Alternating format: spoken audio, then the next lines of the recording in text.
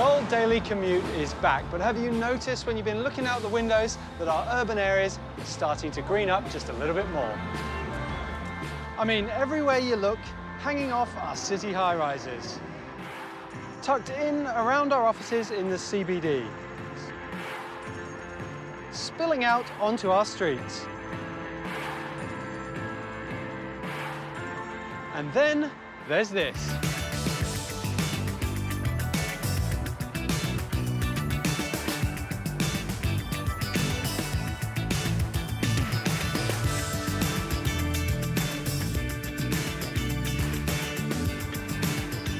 This is the Manly Vale car park on Sydney's northern beaches, and it's actually a world first.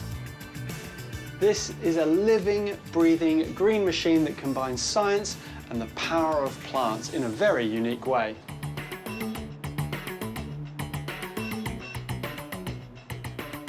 Hey, Charlie. Hey, Susie, how are you? Awesome, thank you. Of all the stories I've done, this has to be my first car park. Isn't it fantastic? It's amazing. So, Susie, you're the CEO of Junglefy. Yes. What do you guys do? So, Charlie, we're all about cultivating that critical connection between people, places, and plants.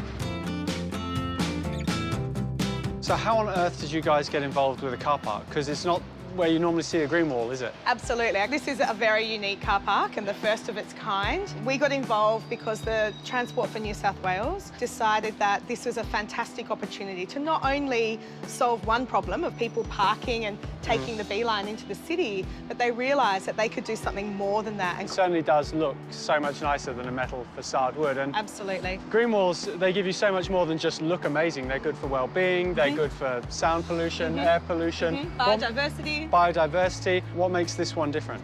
This one is very different for a number of reasons, but predominantly it's because of the introduction of fans, and they're put into the back of the breathing wall system, and they actively pull polluted air through the root systems of the plants, and that's where the magic happens. So the root systems of the plants take that pollution, convert it into nutrients, and out comes higher volumes of clean air.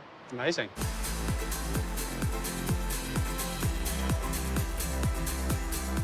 The breathing wall system is based on about 8 years of collaborative research with the University of Technology, Sydney. And what their research has enabled us to do is create a way for the plants to do what they do naturally, but faster. But they also cool as well, don't they? They do, and we found similar applications of green walls and breathing walls can reduce the surface temperature of a building, but also the surrounding air temperature by up to 20 degrees on really hot days. That's amazing. I'm going to remember that next time it's a scorching hot day. I'm going to come hang out at the car park. Come and hang out in the car park. We've traveled far and wide. We've spent a lifetime. The green wall spans all 3 levels up to the rooftop here, and it's strange to think when this car park was proposed, it had strong opposition from the neighbours because it had a metal cladding all the way around the outside. Introducing greenery, though, and the locals absolutely love it. It's even increased house prices in the area. And how does it work? How do you maintain something like this? Well, this is basically a mini version of what we've got here.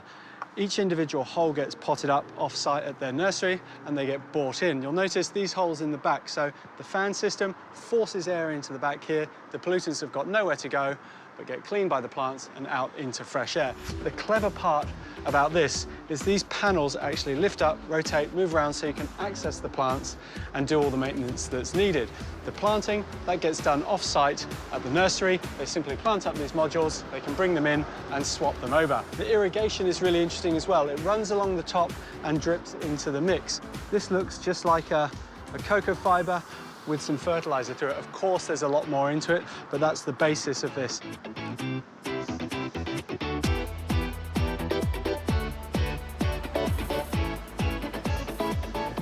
When you're planting up a green wall like this, it's no different to planting up a garden. You still need to think about getting the right plant for the problems that you've got. Here, we've got planting on all 4 sides, so you've got to have plants that suit sun and shade. And also, it's very dry, hot conditions for the roots, so you need plants that can tolerate that. In fact, there's close to 10,000 plants on this building. In the hot spots, you've got things like Lomandra, Dianella. I even saw some Morea growing there. Here on the shady side, there's lots of spider plant, the Chlorophytum, lovely looking philodendron. But in here, This makes a fantastic houseplant. This is the Boston fern. And the reason it's so good is it's got such a fibrous root system. It just pulls all those pollutants out of the soil and gives you lovely fresh oxygen. Driving myself to distraction. Earlier in the show, it was really exciting to see the innovation that was being used to green up that car park. But greening is happening all over our urban areas, even at school. Tell you what, a toilet block never looked this good when I was a kid. Will you forgive my one mistake? Another chance before I break. This custom green wall is one of the first of its kind at a public school, and it's a partnership between the Burke Street Public School and the PNC. And it's vital for the kids because it helps them connect back to nature. But think about it, this used to be a concrete wall, and now it is covered in lovely, lush plants. And what that does, it soaks up heat like an air conditioner and makes the whole playground a much more comfortable place to play. Who wants to show me what their favourite plants are? Yes, which one's your favourite? I like these ones. Do you? Why do you like them? Because they look like animal footprints.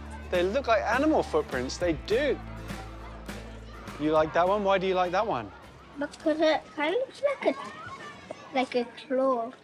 Do you feel like your green wall makes your school a little bit like a jungle? Yeah. Yeah? It's so cool, isn't it?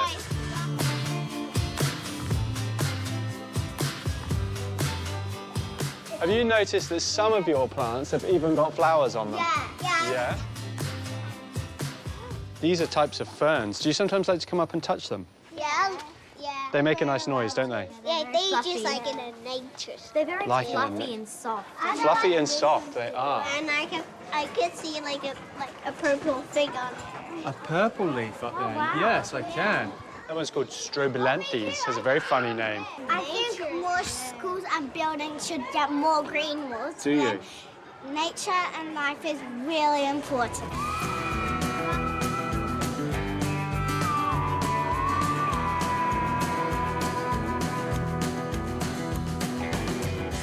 Like the car park, the planting scheme is quite restrained with just blocks of single plants. But there is something that's caught my eye, and I love this lovely blue star fern.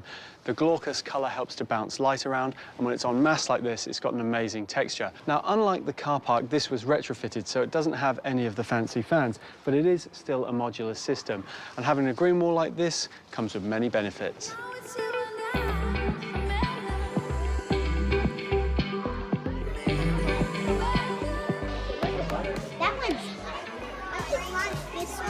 So, boys, you've got a pretty cool playground here. What do you think of this? I think it's really nice because it makes the school a lot greener and just nicer to be in. And do you know why plants are so good for you? Why? Well, they're going to give you loads of oxygen, so it cleans the air. It's really good for you guys to hang out around here. It's really nice. Even if you don't have an entire green wall, you can contribute to a healthier, happier lifestyle, one plant at a time. Now, who likes gardening?